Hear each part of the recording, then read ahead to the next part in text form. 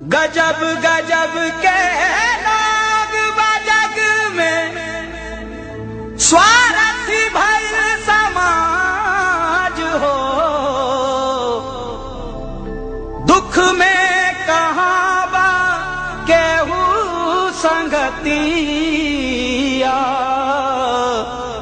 ई दुनिया में आज हो।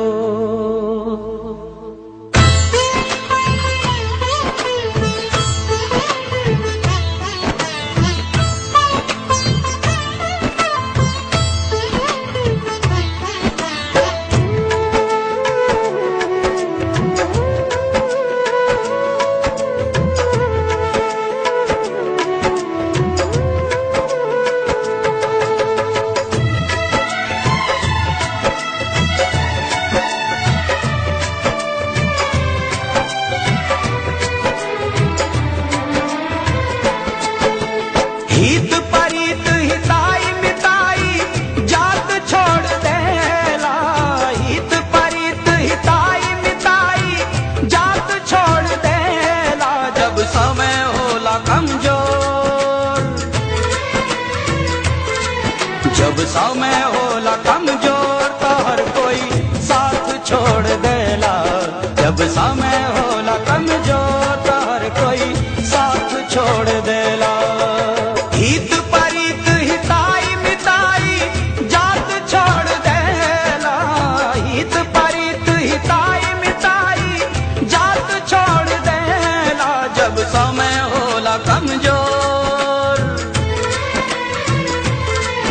जब समय होला कमजोर तो हर कोई साथ छोड़ देला। जब समय होला कमजोर तो हर कोई साथ छोड़ देला।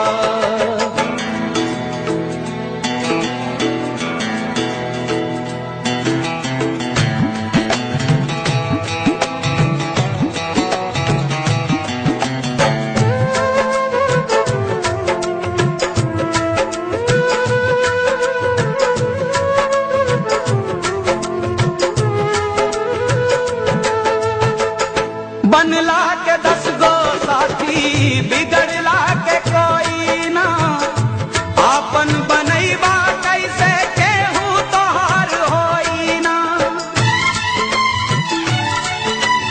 ओ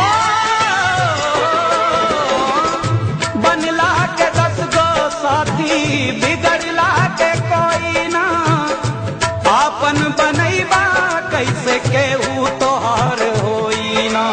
धई के हाथ में हाथ हाथ से हाथ छोड़ देला, धई के हाथ में हाथ हाथ से हाथ छोड़ देला। जब समय होला कमजोर, जब समय होला कमजोर तो हर कोई साथ छोड़ देला। जब समय